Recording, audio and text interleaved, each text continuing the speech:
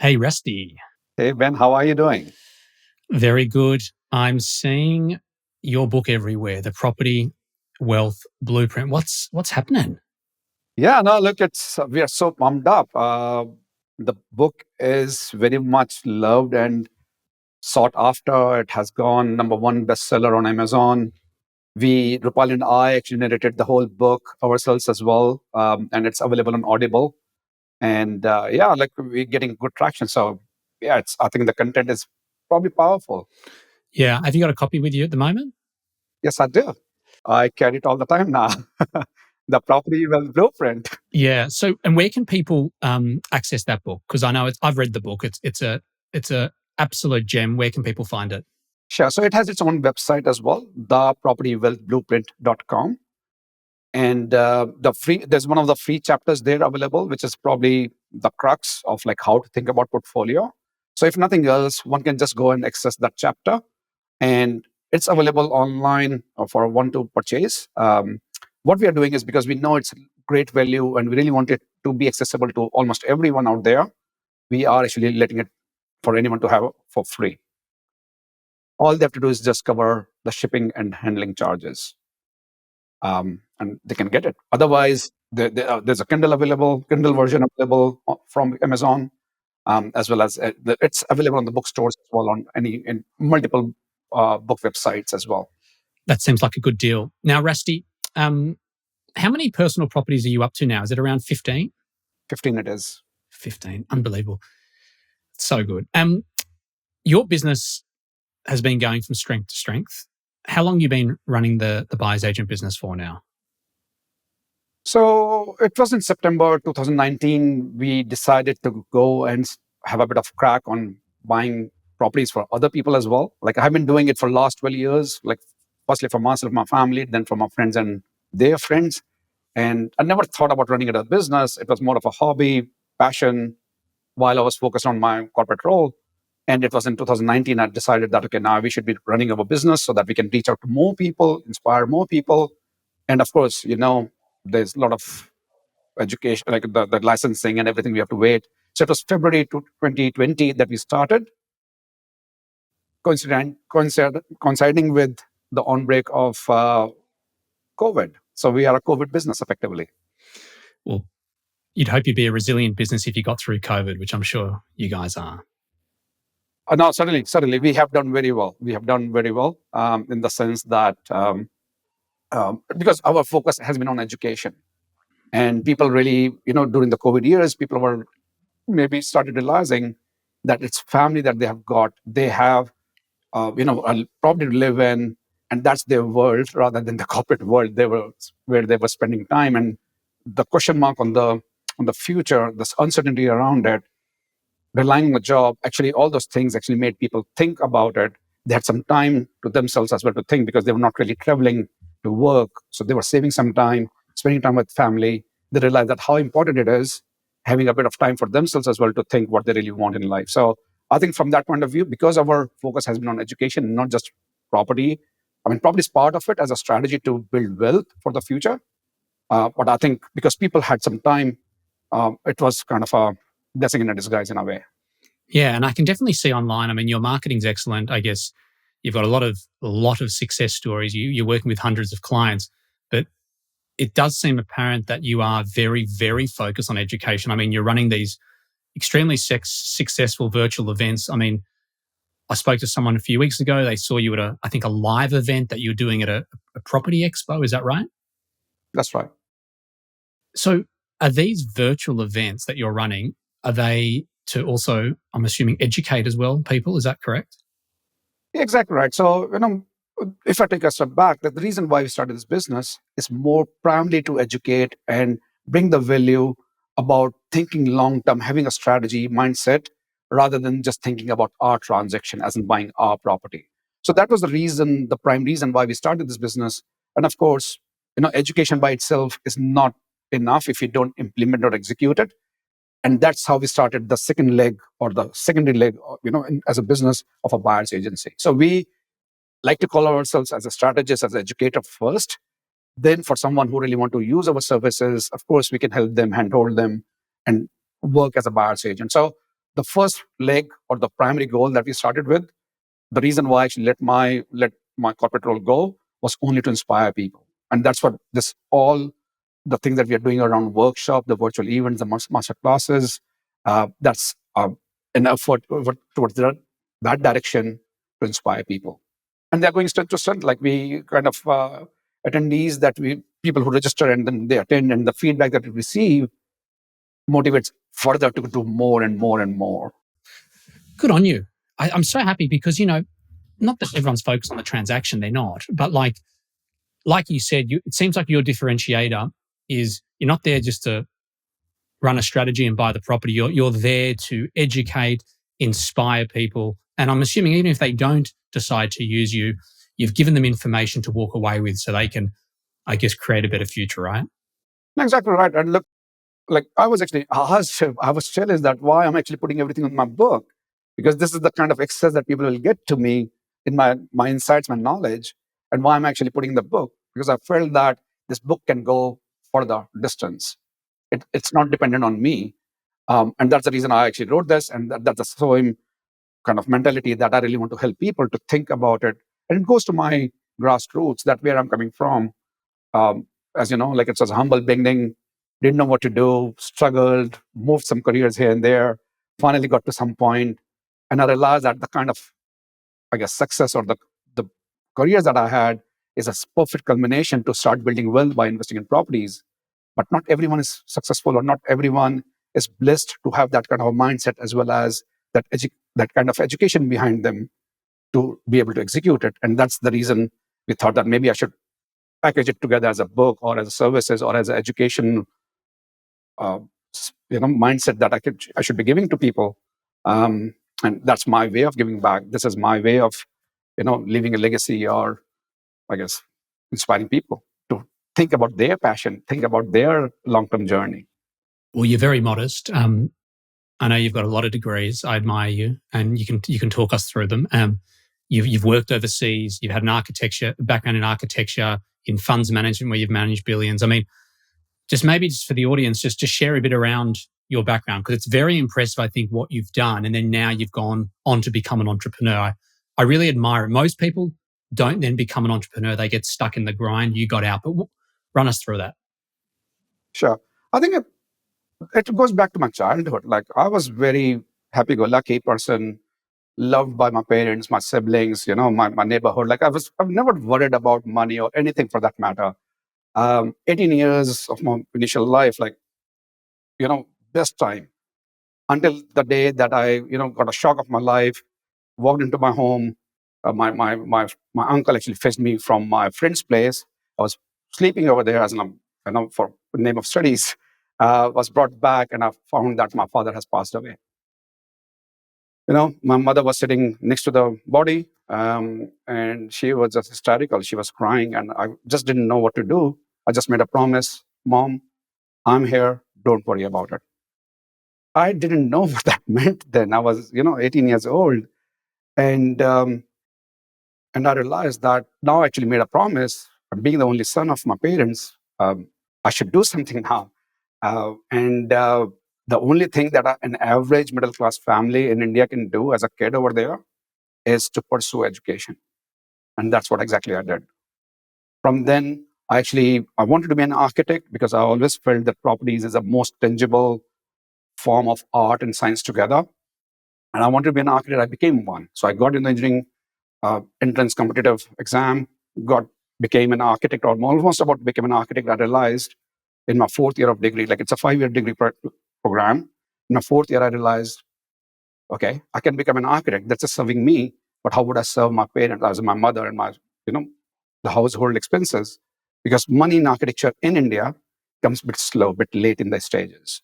We have to work very hard as an apprentice, and we don't really get paid maybe until 10, 12 years in the job. And I realized that, I really need to, step up. And for that reason, I started learning programming as an IT programming on my own. Of course, I finished my degree program, but the intent was that I would really want to become a software engineer, do some programming, and that's what I did. So I finished my degree program. I was still, as a merit student, I got some awards on the way, but my focus was to chase money then. So I became a programmer. which took me to places from India to Singapore. And with a focus back on the same promise that I made, it's about me learning and doing better in my life. I actually went for my part-time studies in Masters of Computer Science. So I got my Masters of Computer Science. I was very happy working as a software engineer in a multinational firm in Singapore. I was doing all right as in terms of the money that I was making, but I really wanted to make money work harder for us. So what I did, I started investing whatever money I could save. I was putting in stock market. I was buying real estate wherever I could do back in India, and that's what I did. And then the job, in the search of a work-life balance, I came here. Almost in 2006, about 16 years ago, when I came here, I was very happy. Spent maybe a year or a year and a half in IT job, and I really thought myself like, now this is work-life balance. I've achieved what I wanted to achieve. I served the promise that I made to my mom. Where where am I in this story? Yes, I enjoyed making money, but what I enjoyed most was making money work harder as a passion or the hobby of investing money in stock market, which I was reading almost every day. And I thought maybe IT was an accidental career for me. I should pick my own career now, call it midlife crisis or whatever. What I did, I quit my full-time job in IT. It was a very good job. Um, and I went for my full-time MBA with the idea of cracking into the finance industry here in this country. And I didn't know that it was not easy at all. Just by doing MBA, this country doesn't really just let you in like that. It really relies on what you have done in the past. So for that reason, I actually did a lot of work. Yes, I did full-time MBA. Even went to US for studies. One of the best schools over there, Chicago Booth Business School. Came back, have to do CFA, which is another coveted certification. People do take few years. I was able to manage it in 3 years itself. That got me a job in Westpac Bank as an equities analyst. That's where I got what I really want to do: trading stocks, helping people, advising them where they should be investing. And I'm talking to the private bankers here. So I got in the research house, so advising the advisors basically, and then move up the ladder, use my IT skills as well, use quantitative database modeling and whatnot to move up the ladder. At AMP Capital, in my next job, I was managing $2 billion funds. It was all good. And, on the sidelines, I was still my passion of investing for myself, passion of real estate, the architecture, database research, and the economic research. I put all of them together to build my portfolio. Of course, in the beginning, I didn't have much money. It's another story. I had to borrow money from a credit card to get into it for the deposit for the first one.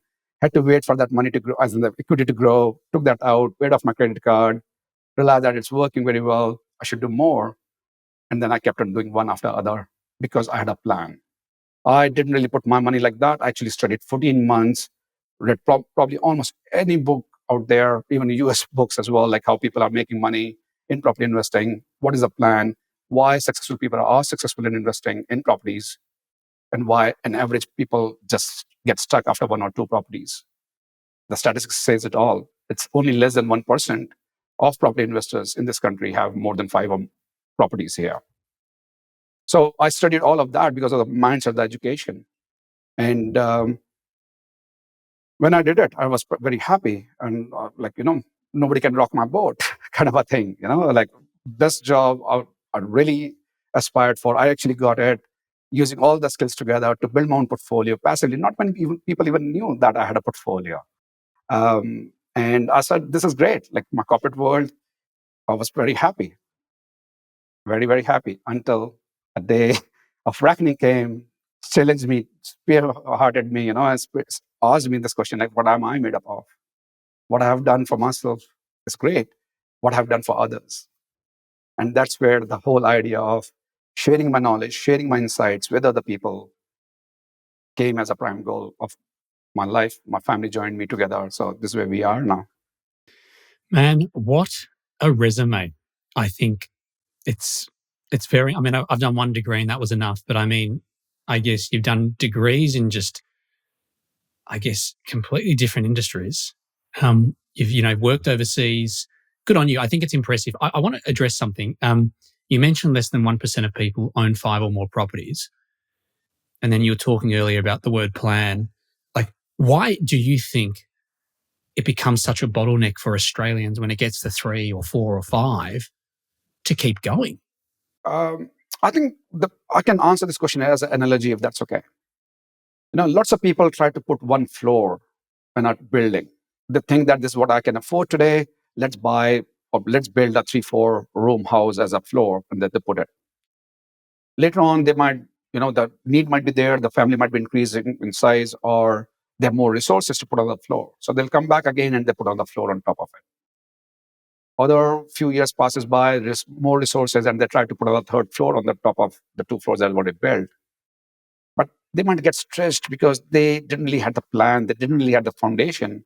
Because after second floor or third floor, maybe they can't really put on the additional floor.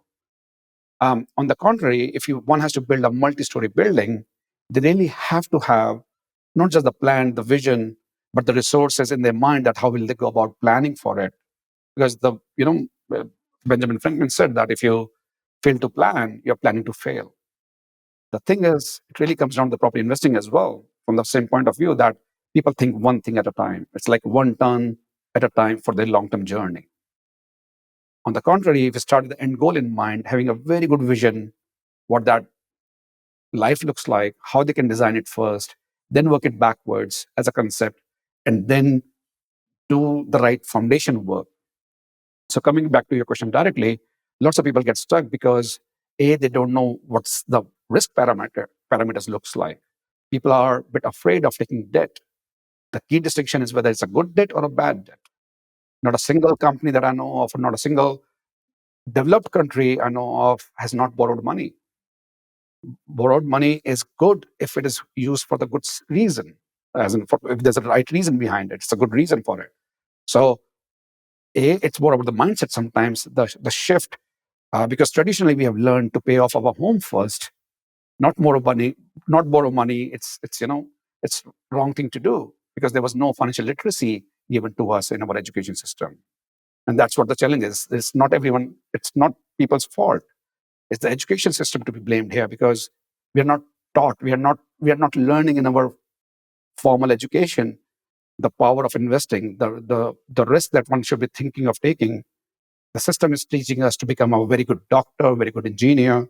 They teach us how to earn money, but the system is not there to teach us how to invest or use that money for our own future self. So the mindset is the biggest one. But if you go in the details, nitty-gritty of it, it's probably about the borrowing capacity as well. Because the banking sector, sometimes the banks might say that you can't borrow more because after 2 or 3 properties, people get stuck. The banks start saying, no, you can't borrow anymore. And that's where you probably really need a very good, resourceful mortgage broker who can work with a long-term plan, understand your resources, your constraints, and then work with the bank's policies to get the right loan. So mindset, the right borrowing structure, the right team, which has to be we have to start with the right structure in the beginning itself. If I put a wrong block first and try to come back later on, too late sometimes. So starting the end goal, having the right foundation, having the right team are the cornerstone to be able to achieve that successfully. And that's what I learned in my research, why people are successful. So if you get the key thing, if I can say it in a bit more succinct way, is that property investing has to be considered as a business by itself. It's a business of investing. Now, for any business, one has to have a business plan and a business team to execute on it. One doesn't really have to take a very active approach of running around, just like what I did in the beginning, going for every weekend open homes and putting the kids in the back and just making a hell of for the whole family, and then committing wrong mistakes over there on the journey. Because when we spend so much time, 2-3 months, which is a typical average time for anyone to understand the market, they feel frustrated already by that time, and then they commit because they think that the sales agent who was very friendly is actually serving them, and they buy the property. So it's really about right strategy, then picking the right region, then comes the right place, then comes the price. But unfortunately, people just think about property and the price. Strategy piece is entirely missing for that average investor who gets stuck after 1 or 2. You've raised some very, very big points. I think the educational system being flawed is a huge one. And it seems like you're really filling that hole through what you're doing with education, which I think is phenomenal because it's incredible that we're not taught at school around investing in property and how to manage money and good debt versus bad debt, like you said. So I think that's a very important point. And I think that is definitely a reason why so many Australians fail when buying property. And from what I'm hearing, right, it seems like if people don't have solid foundations in terms of building out that strategy and the team and just what the executional plan will look like you were giving that example with building, it's just going to be very hard to keep adding floors. And so, correct me if I'm wrong, what I'm hearing is you get in there with your clients and you develop a very, very strategic plan at the beginning. And that way you can just keep accumulating more property. Is that correct? Exactly right. So, just in Simon's next words, like we should always start with the end goal in mind. So, we are talking about, and this is what I actually learned in my architecture field as well. We don't really get in the components of the building. We just think about the building, the purpose, and work with the constraints as well, like what we can achieve with these resources. And believe it or not, when like my session with them and we are talking about strategy, it's more about painting that picture, like how it would look like, the life would look like for them after 15 years when they have done something like this. The challenge is that we have forgotten about all our desires. When we are growing up, we have so many things to think about, things that we really wanted. But the challenges of life, working 9 to 5, getting stuck in that grind, um, and then just talking about the weekend coming in, and then we think about Monday blues, and then the whole week starts again. Yes, we have some plans as a family that annually we need to take some leave off and whatnot, and we get into that grind. Like this is what's happening. This is what we are doing. But it's more about visualizing what life you want first. Let's talk about that, and then work it backwards whether it's possible or not. If not, then what really need to be adjusted? Maybe it's just the expectations. Or maybe it is very much achievable. And that's what we are finding when we are working with busy professionals. They have resources. All they don't know is the know-how. So we work with a long-term plan that what they really want, visualize it, and that gives them that kind of, I guess, the push or the power that what is the look or the view on the top of the hill is that allow them to climb up the hill very quickly as well, because their journey, we're just assisting them. So believe it or not, our first session is more philosophical and talking the mindset, and we don't even talk about properties because properties is the way to get there. It's not the end goal. The end goal is wealth or the freedom. Property is just one of the ways to get there. On the contrary, when I talk to people, they book time in my calendar. Simply they say that, okay, I want to buy a property of this price. Great, let's do it. But hold on, let me ask why you want to do it. And that sometimes there are wrong reasons. They have money in their bank and they really wanted to do something. It's like me saying, I got a car in my garage, I got a fuel. That means I should go and drive because I can go for a drive without really thinking that what's my destination. So it's kind of a shake-up to them sometimes that, okay, what are you talking about? Why are you asking these questions? And once they get it, they really are thankful for that conversation.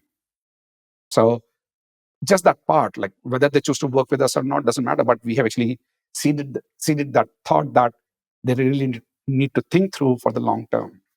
And that's what we really enjoy as well, challenging people.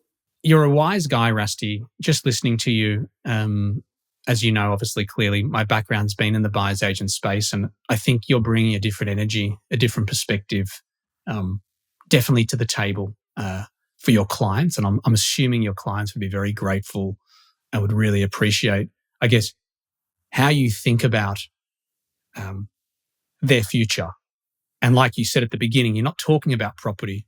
You're talking about mindset. You're getting philosophical. You're talking around outcomes, and I think it's really powerful. I think you've got a very unique approach. I speak to a lot of different buyers agents, and I think you facilitate it in a very, very custom way. So well done. Thank you so much. And look, probably that's the reason why we get invited for this national expos. Like I've been speaking at expo in Brisbane, Sydney, Melbourne. I'm getting re-invited for Sydney expo as a speaker on both the days. Getting invited by some associations as well to share my thoughts, like how one should be thinking about property investing. So I'm pretty, it's a responsibility as well. Like, I never thought that I'll be running a business and then I'll be super busy, but I never single day I've felt that I'm actually working. So yeah, we are getting strength to strength for that reason, because we know that we are making a difference. And talking about your, coming back to your question, that how we are feeling about the people, I think first of all, the gratitude that we are getting, and also we are very grateful for them as well to believe in their own stories, and that we are able to facilitate that. And it's a mutual respect for each other. And the thing is that the results are speaking by itself. On average, people that we are working with, 95% plus, they come back to them for the second property, third property very, very quickly. There has been so many families that we have bought 4 properties within a year, just because they have been sitting on the sideline. They didn't know what to do. But everyone is different, and it's not just that we should go and buy it. It's personalizing it for their risk profile, for their borrowing capacity, for their starting point, and for their end goal. So everything is very much personalized. And thanks to my background in working in the advisory, like research advisory, where I was talking to the financial planners, and maybe I'm using the similar language, though I'm not a financial planner. So it's just bringing that kind of a perspective in the discussion. And we are enjoying it. We're loving it. Yeah, you offer, as I said earlier, it's very unique what you're offering. Listening to what you're saying, I think because you're so aware of how flawed the educational system is around people understanding, let's say, how to invest in property and create a plan. I think because you're so aware of that, I think it's clearly why you're addressing it. And I guess, it's going to put you in a different position um, to your competition, because you are so focused on education. And I think that's critical. And I think that's going back to my question earlier, why do less than 1% own 5 properties? I think it's just this lack of education. And so I think someone coming into your ecosystem into Get Rare Properties, not only are they going to get that property, or the 2 or the 3 or the 4 or the 5, whatever it is, they're going to come away really educated, which I think is a huge benefit. Certainly, it's a huge benefit. And I would also add this, that the competition is not with the other buyers agents. To me, they are partner in what we are trying to achieve. The education, the execution, like, we can only do limited work with the limited families that we're working with. The other buyers agents are there as well, who are doing exactly the same thing, like, executing on it. So competition is not them. The competition is for the person who doesn't believe in property investing, the mindset that we are challenging, and then they're buying the wrong properties, just because the selling agent was selling it, or there's a developer trying to sell them home and land packages or of the planned property. I'm not against them, as long as they are the right fit for that family. By all means, one should go for it. So to me, it's about bringing it together, the awareness, like, in this country, like, if I look at other developed world or even some developing countries, the ratio of selling agents being used, as well as the ratio of buyers agents being used in a transaction, are pretty much equivalent, or they're respectful. Compared to here in Australia, I don't know why, what the reason is, but it's only less than 3% of the transaction which are using a buyer's agent behind it. So competition is like looking for that rest of that 97%, because we are still growing, and thanks to you and your institute, that we are bringing awareness and getting people on the bandwagon, that they can help other people as well. So, and congratulations to you, and thanks to you for giving me that kind of support and platform as well to help me where I am today. Thanks, Rusty. And yeah, I appreciate your perspective on that, around the competition, around how you view them. And it's remarkable. I think that's how you look. I was just making that comment because I think the way you've set up your business it's different. And there's a lot of extra added benefits that your clients are getting, I feel, that are coming along on the Get Rare Property journey, which I think is really cool. We've had chats offline, and I see also online with your daughter. You've turned her into this incredible entrepreneur. She's like running your marketing, or how old is she and what's she doing? Yeah, no, she's a very good kid. Like, she turned 14 last month in August, and yeah, no, she's very good. She's very pumped up. She's learning a lot of things. She has been designing um, walkthroughs, like architectural walkthroughs, when she was 11 years old. And I could see that she was passionate about, because she has, I mean, I won't blame her for what she is doing, because when I was searching for the properties, she used to be the one in the child seat, back and taking her out all the time, showing her the properties. And what can I talk about other than the properties? And now here she is. She understands the market. She's collecting her pocket money so that she can buy her own property as well, sooner rather than later. She has just turned 14, and she is way beyond than what I was and what I would expect anyone to be there out there. So she has her own website. She is running a own business as well outside of what we are doing as property, and she's also assisting us in the marketing side of things, and the whole website design and things that goes out is actually designed by her. Even the book cover has been designed by her, and it's just amazing. Like for me, it's a point of contact. It's not like of course, maybe I'm utilizing her, and child labor, maybe people might claim. For me, it's a time that I'm able to spend, the quality time, and her time, my time is used properly, effectively, in a more productive way. So, and she's pretty good for her studies as well. So, because coming from the educational background, having focus on education, I believe formal education is very, very important.